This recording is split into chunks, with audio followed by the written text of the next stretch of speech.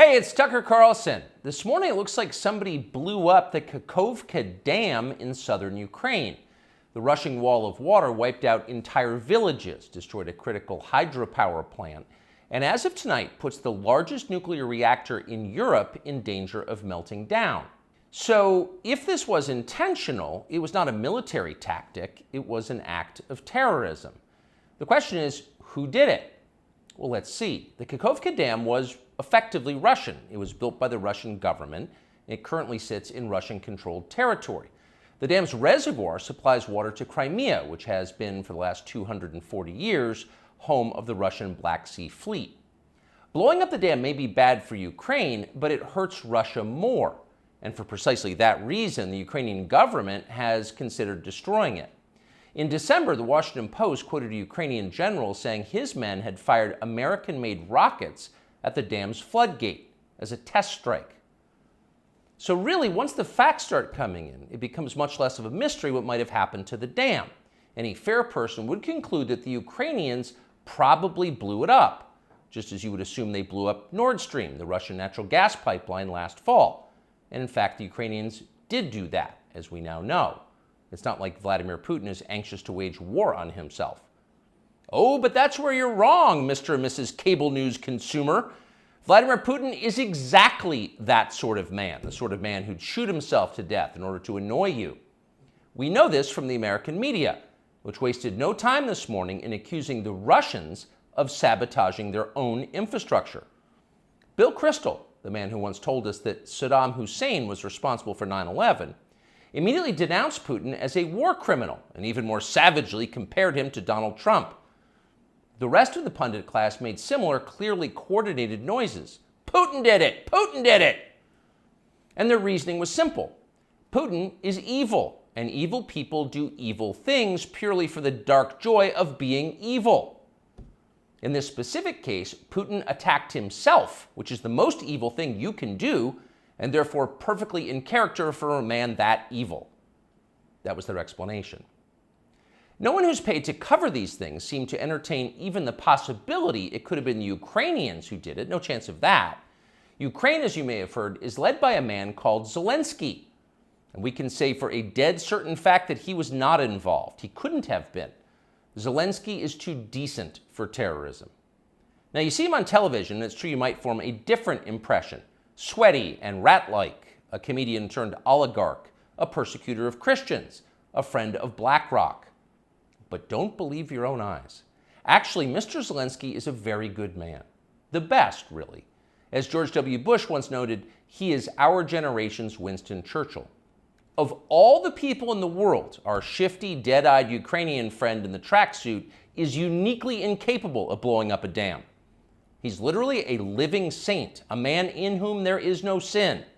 That's why Lindsey Graham is so attracted to him. They're just two good people, hanging out together and being good. And like all good people, when they meet in person, they spend a lot of time talking about killing people and laughing like friends do. Here's the pair last week. Free or die. Free or die. Now you are free. Yes. And we will be. And the Russians are dying. It's the best money we've ever spent. Thank you so much. No, it's... The Russians are dying. It's the best money we've ever spent, Graham says. A smile spreads across his thin, quivering lips as he forms the words. He looks like a starving man contemplating a breakfast buffet. The aroma of death has aroused Lindsey Graham. Thanks so much, replies Zelensky. He feels the same way. See, there's nothing dark here. Just two middle-aged guys celebrating the killing of a population. They don't seem like the kind of people who'd enjoy flooding villages or starting a famine. And in any case, who cares if they are? It's really not your business.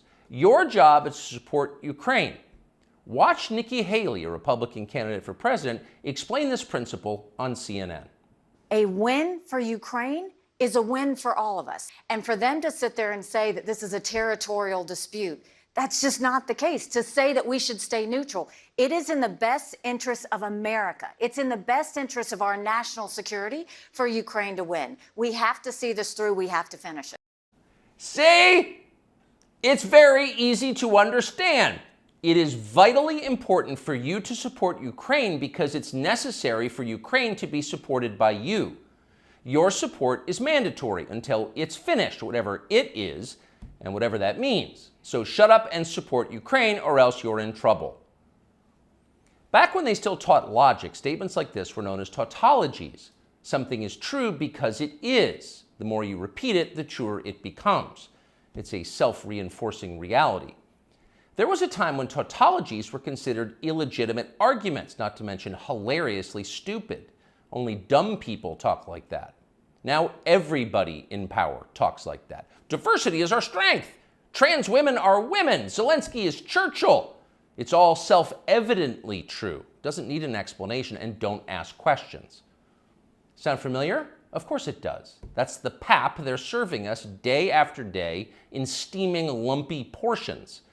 By this point, it's possible that American citizens are the least informed people in the world. Your average yak herder in Tajikistan knows who blew up the Nord Stream pipeline. It's obvious. Does he think some skinny dude in a dress is actually a girl? Come on. That idea would never occur to him. You've got to be lied to at full volume over a period of years in order to reach conclusions like that. And of course, we have been. The media lie. They do. But mostly they just ignore the stories that matter. What's happened to the hundreds of billions of US dollars we've sent to Ukraine? No clue. Who organized those BLM riots 3 years ago? No one's gotten to the bottom of that. What exactly happened on 9/11? Well, it's still classified. How did Jeffrey Epstein make all that money? How did he die? How about JFK? And so endlessly on.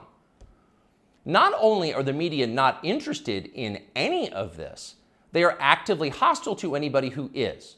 In journalism, curiosity is the gravest crime. Yesterday, for example, a former Air Force officer who worked for years in military intelligence came forward as a whistleblower to reveal that the US government has physical evidence of crashed non-human-made aircraft, as well as the bodies of the pilots who flew those aircraft. The Pentagon has spent decades studying these otherworldly remains in order to build more technologically advanced weapons systems. Okay, that's what the former intel officer revealed, and it was clear he was telling the truth. In other words, UFOs are actually real, and apparently so is extraterrestrial life. Now we know. In a normal country, this news would qualify as a bombshell, the story of the millennium. But in our country, it doesn't. The whistleblower's account ran on a technology website called The Debrief, which you've probably never heard of. The Washington Post had that story, but decided not to run it.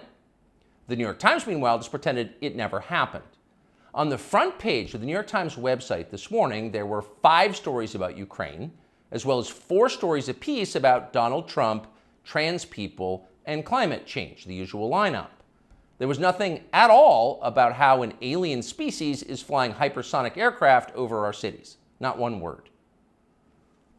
So if you're wondering why our country seems so dysfunctional, this is a big part of the reason. Nobody knows what's happening.